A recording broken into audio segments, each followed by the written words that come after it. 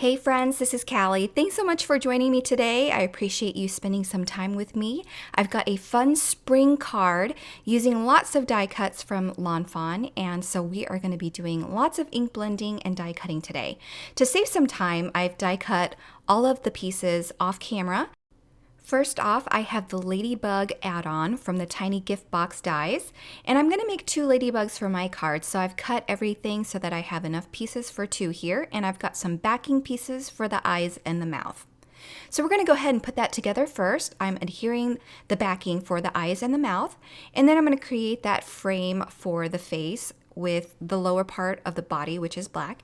And to give the cheeks a little bit of blush, instead of pulling out some dies from other Tiny Gift Box sets, I'm just going to use an R30 marker to add some dots for the blush.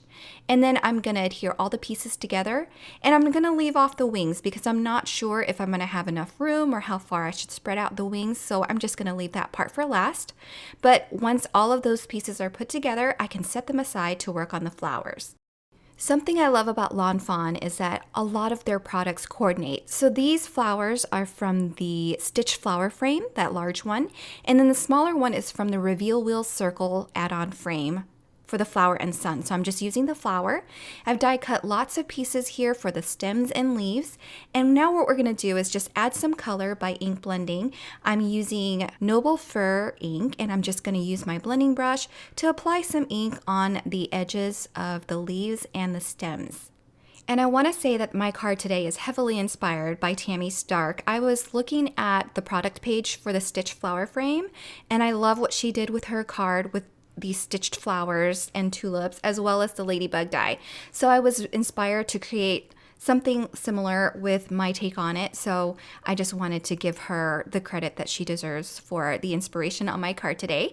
And I did ask her if I could make a similar card. So I am glad that she said yes, so that I can create this and share with you. I also saw on the product page that Kay Miller used the Spiffy Speckles green patterned paper to layer her leaves. I loved that idea, so I'm using that on my card as well. So if you ever have a crafty block, just look at inspiration from other DT members, because I clearly got a lot from them today looking at the product page for the stitched flowers. All right, so next we're going to work on these Reveal Wheel Tulip dies. I've die cut them using some apricot cardstock, and I'm just ink blending with some Peachy Keen ink. And if you didn't notice on the sunflowers, I did the same thing. I adhered the frame with the centerpiece using some basic desk tape. You can cut out cardstock to hold the pieces together. I find it easier just to use desk tape. Now I'm adhering the flower stems to the flowers, and once I've done that, I'll set it aside to work on my card panel. And because all of the die cuts are so large today, I've decided to make a 5x7 card. So I've got a 5x7 card panel here that I'm going to ink blend the background with using Distress Oxide inks. The first color I used was Mowed Lawn. This color is Twisted Citron, and then I'm going to add Cracked Pistachio in the center. You definitely don't have to use this many colors for an ink blended background. Most of the time I use just 2 or 3. I just wanted a really bright contrast between the ground and the sky, so I'm using several shades of blue and greens. All right, so now I'm working on peacock feathers, and then I'm going to go in at the very tip top and add some Mermaid Lagoon. And once I'm happy with my panel, I'm going to be splattering with some of that Mermaid Lagoon ink. I've been using the back side of my ink pad lids to blend the color onto my blending brushes. I find it a lot easier for cleanup purposes. So I am just going to use that extra ink now to apply some color, added some water to splatter some blue ink onto my card panel. And then I can just wipe that away with my stamp Shammy when I'm done. All right, so now I want to trim my card panel so that I can mat a card base, and I'm just going to trim off 1/4 inch off each side to mat a card base here before I apply some adhesive on the back and adhere that to my card base. After I've done that, we can go ahead and lay out all of our images or die cuts, and so we can plan out what our card's going to look like before everything gets adhered in place. I've got my ladybug there behind the flowers, and then I've got my ladybug at the bottom to kind of hide all those stems that are staggering in different heights. And so once I've got everything planned out, I can go ahead and adhere those wings where I want them to go. We want to create lots of dimension. So after I adhere these wings for the ladybug in the background, I'm going to adhere that directly to my card, as well as the larger flower and 2 of the tulips. And then we'll adhere the rest with foam adhesive to give it more dimension.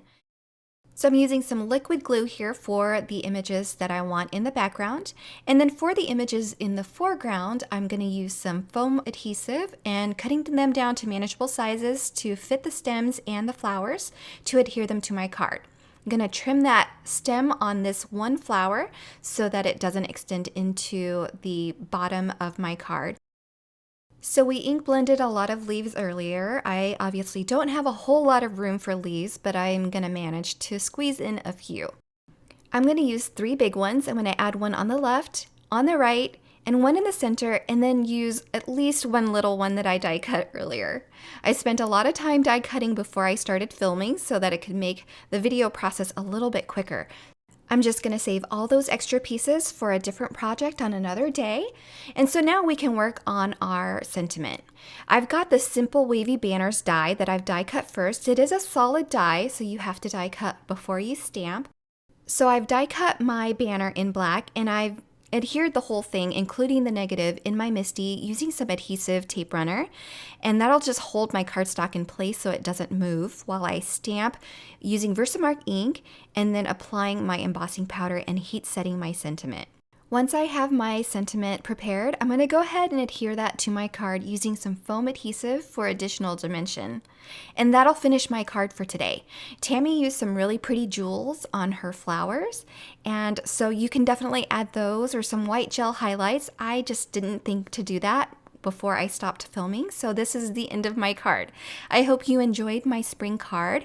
I hope you're looking forward to winter ending. I don't know about you, but it's been super cold here in the Midwest, so I'm looking forward to flowers blooming, and not that I'm looking forward to bugs, but gosh, all the pretty things are coming back, and I'm looking forward to that. Thanks so much for stopping by, and have a great day. Bye, everyone.